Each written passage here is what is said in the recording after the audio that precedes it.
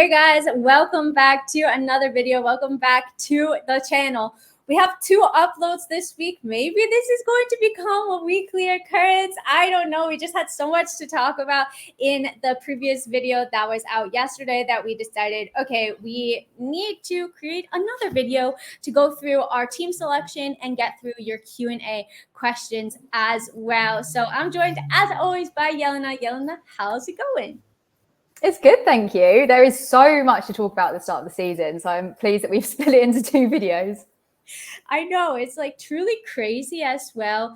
And I feel like there's not so much data because we're just going off of game week 1. So I'm always like unsure. So our therapy sessions really help me to like make my mind up a little bit as well. So let's get into our team selection for game week 2. So hopefully you can see my screen. Yes. And so this is currently my team. I have put Matt Turner in goal versus Sheffield United at home. And I was between him and Onana. I think I've gotten a bit of like the Twitter sway. But just I feel like there's goals in that Tottenham side, especially in the previous video. We talked about how good Maddison has been looking. So I'm not sure if he's going to keep a clean sheet. And I feel like Forster more likely to keep a clean sheet. So I went for him in goal. And my big dilemma, I would love your thoughts on this, comes in my back 3. Because currently I have Gabriel starting with Cholan and Stupinian, and I have I always mispronounce his name, Guardiol on the bench. He did start for City midweek. I think he might be starting, but he's starting versus Newcastle, who put 5 past Aston Villa. I don't really know if Gabriel is going to start. I would think it's a possibility. Then does he keep a clean sheet versus Crystal Palace? Palace have been looking pretty good as well. I don't know. That's my 50-50. What do you think? It's so tough, isn't it? Because I think, for example, Turner and Arna, I've got the exact same dilemma. And I thought, well, I'm more likely to earn a Spurs player because I think they're going to get goals. I'm less likely to own a Sheffield United player because I think they're less likely to be that attacking. And then you've got the exact issue with your defence. I think I'd go for Arsenal. I think I'd back them in this one. As much as we want Eze to score, I don't know whether he's going to be able to finish. And Newcastle just look so strong at the moment. And yeah, I don't think I'd risk the Isak Wilson double up maybe. So I think this is the best way. Just hope that you do get that start. If not, it's not the worst case to get the points off the bench. But I think this is perfect. Yeah, so I think this is how I'm going to go. I'm like 90% sure. And then the midfield is maybe where I have like my most issues. And we spoke about it a little bit in the previous video. So if you haven't watched that yet, go ahead and watch that as well. But Eze didn't perform game week 1, but his underlying stats looked really good. Rashford didn't perform game week 1, and his stats didn't look so good. So basically what I'm doing is rolling my transfer. I've known since game week 1 that I wanted to roll. I always have been like too knee-jerk reaction. And I end up like taking hits early on in the season and using my wild card early on in the season. So I'm really trying to have like the utmost restraint. I do have 1 million in the bank, so it'd be super easy for me to go from Eze to Maddison, for example, or even to downgrade from Rashford to Maddison. But ultimately, I'm just going to hold for 1 week so that I have 2 free transfers. But it's an interesting conundrum that I feel like we've seen, like at least on FPL Twitter, because my team for game week 3 is actually looking pretty good as well. So there's an argument that you could potentially just attack the fixtures in game week 2 and maybe get a bit ahead of the curve. I don't know which way are you leaning? It's really interesting, actually, thinking about attacking game week 2 and then being able to roll in game week 3. And this is where I think the forward planning is so useful, because at the moment I'm the same as you. I've had it in my head, all the transfers, game week 2 free transfers to play around with. But actually, there could be some benefit now in going, right, Rashford didn't look great. His stats weren't very good. Not quite sure what's going on with the team. Let's bring in Maddison, who does look like he's on form. He's attacking. Everything was going through him. it's quite tempting to do that. And now you've said that, it's made me think about my transfers this week. You have an extra 1.5 million in the bank if you do that as well. At the time, I was thinking, oh, perfect. If I downgrade Rashford, then I can get Reece James in, because I was thinking about doing a Chelsea double up for game week 3. Obviously, Reece James is now injured, so won't be doing that. But could allow you to really go a lot of different ways and have some flexibility in your team as well. And then I'm pretty set with my front 3 of Watkins, Haaland, and Nico Jackson. I really do think that Jackson is like one to watch. I just have like this gut feeling. Maybe it's not going to pay off. West Ham away, maybe not the easiest fixture, but I still do expect Chelsea to get the win. And like I said, he has had just such good positioning. He was on fire in preseason as well. So I'm quite happy with my front 3 at the moment. I might have my eye on maybe an Isak or maybe draw Pedro come game week 3, 4-ish if I see that Watkins or Jackson aren't performing. But at the end of the day, I feel like Ollie Watkins really is like such a proven goal scorer. So I want to stick with him for a couple of weeks just to see. Can always downgrade. And Jackson, I just have this gut feeling with. So I'm feeling pretty good about my team. And it's actually crazy because if I downgrade Rashford, it gives so much money in the bank that you can even have potentially like a really good bench boost team. Yeah. Which is really crazy. I don't know. And I've seen a lot of people saying that they're going to use or thinking of using their bench boost early. And that's one that I tend to like hold on to, but I might see the advantages of using it. I don't know. Definitely. I mean, I think I was meant to say this in our last video, but your team is looking so strong. And from what you've said, with previous years playing FPL, you've been much sort of knee jerk. Whereas this, you're rolling your transfer. You're very like confident in doing so. You've already got a plan. If you do use a transfer, game week 3, you'll be rolling again. You've got 1 million in the bank. There's such flexibility, and all of your players are so strong. Like your starting lineup is absolutely great, and I think it's the best way to approach FPL. And Eze didn't do very well. Watkins we expected more from, but you're still holding and waiting and seeing what happens. And then I think Jackson's such a fun pick. Like it's a personal pick. You're a Chelsea fan. If he returns, it's great. If he doesn't, you can kind of hold on to him and see that he's performing well, and it just needs to translate into FPL points. But I think Watkins is going to have a real bee in his bonnet. He's going to have something to prove after their diabolical performance last game week. And then Chelsea, again, they're off the back of like a really decent draw where I think the odds were against them. And like you said in our last video, they were the better team. So I think this team has got such potential to really skyrocket you and like have another good game week. I hope so, because if you watched our previous video, you'll see right now I'm sitting at 1.2 million. The change in rank really is very big for not so many points.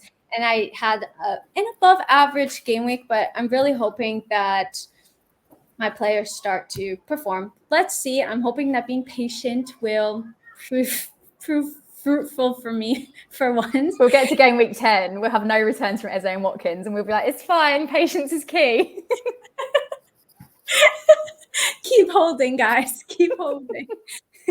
So this is your team. You, of course, had an amazing start to the season.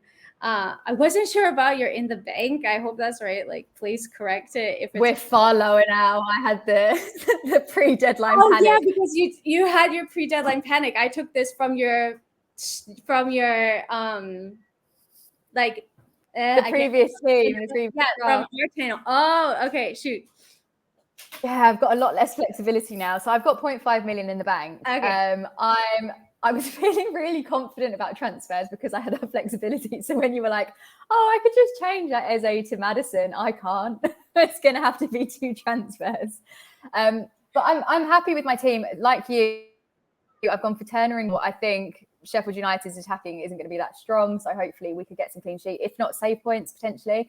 My one concern about my team is I'm starting Gibbs White for obvious reasons. And one of the main reasons that I brought him in was for that game week 2 fixture. But I have got Eze and Matty Cash on the bench. Now, Cash with Villa, they've got Everton at home. Like I said, I think they're going to really have to step it up to keep the fans on side, really, because it was horrible to watch against Newcastle. I'm not even a fan. And then Eze against Arsenal, his underlying stats are so good. And I think, can I ignore that? And as much as Arsenal were a difficult fixture, we saw Forest were able to get a goal. So surely Palace are going to be able to get one. And who's going to be on the other end of it? It could be Edouard again. Eze may have no goal involvement, but this could be the week that Eze hauls and he'll be on my bench. So let me know what you think I should do with my benching decision. It's such a hard one, and it kind of goes back to what we were saying. I think that since maybe with the price point that players are at, it allows you to be a little bit more flexible and maybe have more of a benching headache, which I think like you've run into a bit. Oh gosh, I always say go form over fixtures, so I would maybe lean more towards Eze, but I feel like it can go either way. I do feel like Arsenal have the possibility to concede, but that Sheffield United fixture just looks really good too. So I think, I don't know if you heard that kid. Like, sorry. Heard my dilemma. They're stressed. Yeah.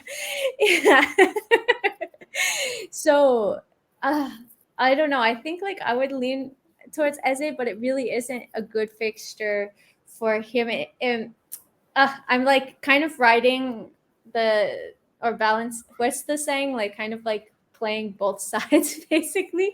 It's really tough because I think my gut instinct would actually be to bench Rashford and start Eze, but I can't put that amount of money on my bench. Yeah. I don't know. And again, he had a poor game, but maybe I think the Spurs game is going to be really lively, and I think it could be one where we see multiple goals, and I'm sure Rashford's going to be on the other end of them. But watching their performance the other day just lost me so much confidence in United. Yeah, it lost me as well. And here I am talking about knee-jerk reactions, but I'm like, if you have this gut instinct, just do Rashford to Maddison and start him. But then you would still have the benching headache, so that doesn't really help. It's only for game week 2, because otherwise I've got quite a nice rotation amongst the players. Yeah. But what I hoped was that Eze was going to have a good opening fixture. I'd get loads, and then I could go, okay, I'll bench him next week, so he'll probably be a bit quieter. Whereas he had fantastic stats, looked incredible, but got no returns. So I don't know where that leaves me. That's the thing. Like, if you look at his stats, he just, like, the underlying stats looked really, really good. I'm just going to take a look at Gibbs White, who obviously did play against Arsenal, just to see if we see anything. He didn't have any shots on target, one shot off target. He had one key pass. He successfully got 3 out of 7 dribbles. Those are maybe like the key ones. So I don't know. I feel like Eze's underlying stats look a lot better. So I think I would lean more towards him. I tend to form over fixtures, even though it's a tougher fixture. I think that's how I would go to try to give like a relatively decisive answer. I think also Eze is sort of a man, whereas Gibbs White, I think he'll be overshadowed by Taiwo. So I don't know. It could be that Forest end up winning the game, but actually Gibbs White's involvement is minimal. So maybe Eze is the way to go.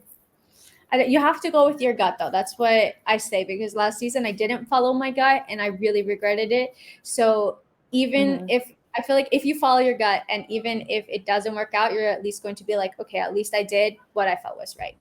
Yeah, definitely. We will see. And next week, I'll be like, I used 2 transfers. I took a -4. I bought in Maddison. It was all my gut instinct, I swear. I used my bench boost. I wildcarded. That was me last season. Like, I literally wildcarded, I think, like, game week 3 or 4. Like, I was just, like, too crazy. Oh, one thing I wanted to say, actually, about ranks is before the season started, I can't remember who it was, but one of the big creators that no talking about said that a really good rank to get in the opening couple of game weeks is 2 million. So we are ahead of the game at the moment. That makes me feel way better. Yeah, it's really good. Yeah, I think when you think about it, being like 1-ish million out or 2-ish million out of like 8 or so million players, like it's actually, I think it's true, because I think the last couple of years I've been like 4, 5, 6 million. Yeah, no, I'm the exact same. I'm hopeful that this is my year now that I know him a little bit better. So let's get into some questions. We actually got like way more than I expected, which is why, or partly why, we decided to film another video. So have a couple to get through. So first question, which I think is really common, is what to do with the 6.5 million midfielders, because there's a lot at that price point. And we saw some hit it off, like Mbuemo, some not so much, like Eze. What would you do with them?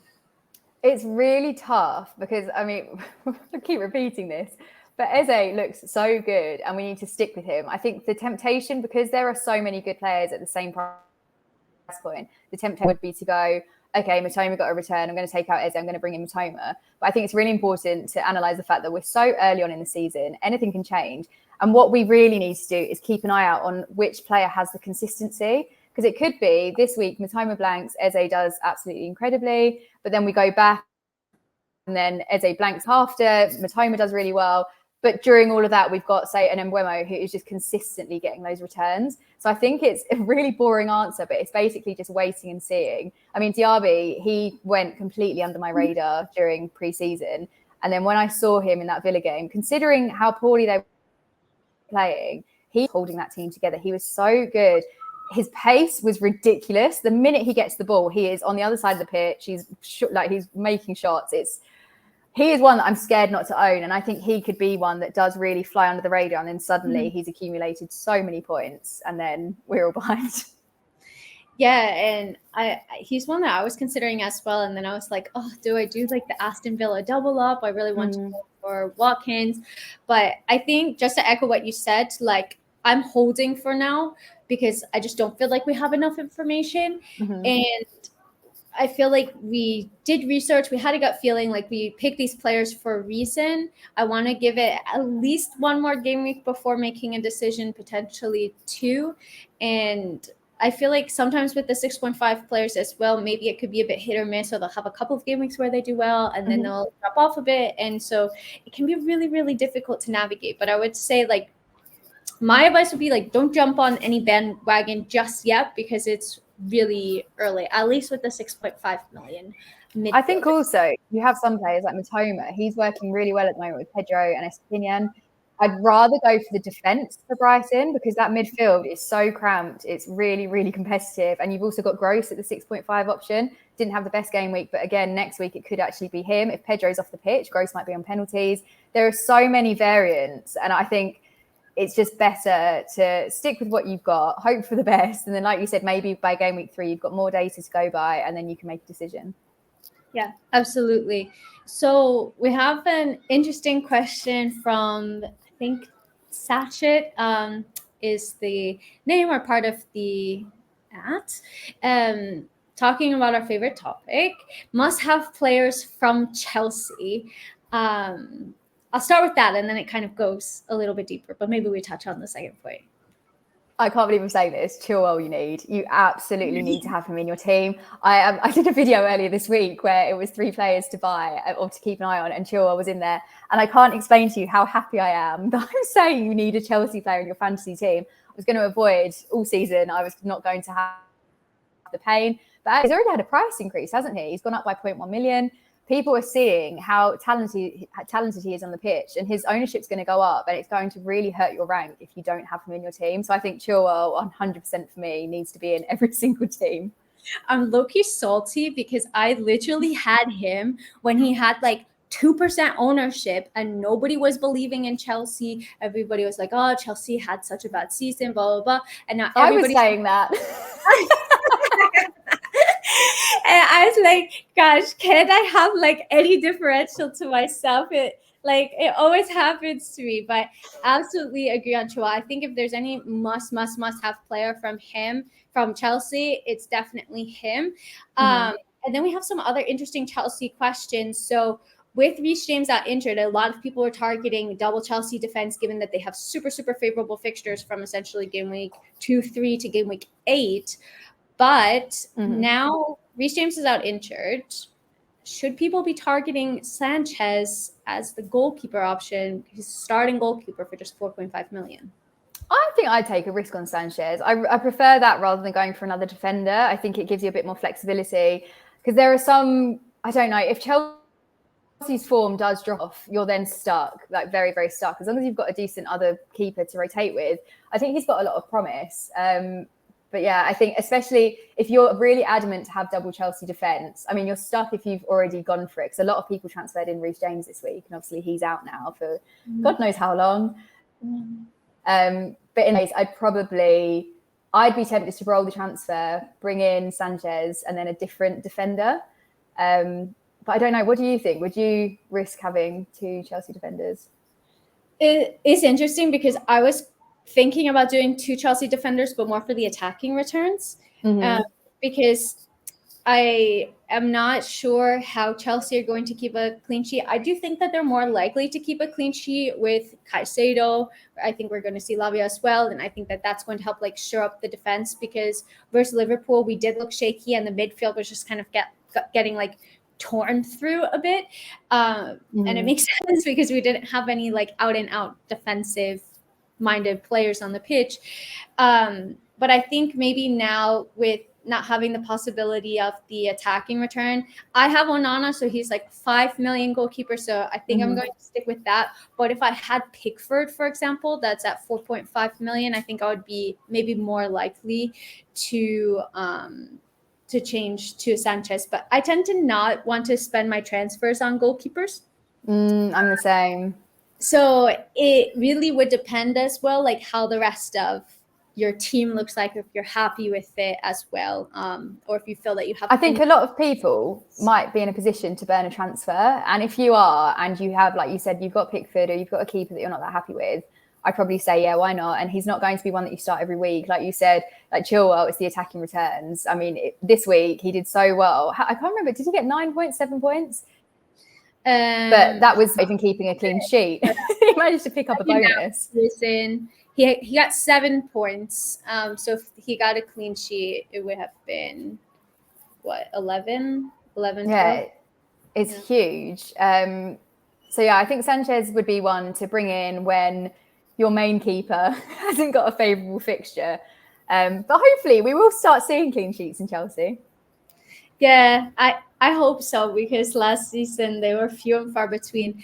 And last Super Chelsea centric question: who would you favor out of Jackson, Isak, and Pedro? I think anybody who has watched me talk knows my answer, but what about you? I think before this stream I would have said Pedro, but you've completely persuaded me. I think Jackson's the one to go for. And it's funny because I don't know how I'm going to. My front three, I'm not fully happy with. And Ollie Watkins, I'm a bit concerned that actually Diaby's going to take over, and Ollie Watkins may just be there for a couple of assists, but not actually be the main man like he was last season. So I could be very tempted to bring in Jackson, but it could also be from talking to you about him. He speaks so highly, and as you said, he's one that you're kind of going to stick with, even if he doesn't get returns in FPL, because he is looking absolutely great. And I think we're so lucky we've got him in our team. To get people on the train. I should just be like trying to keep him for myself. Yeah, I don't know. Always ahead of the curve with players.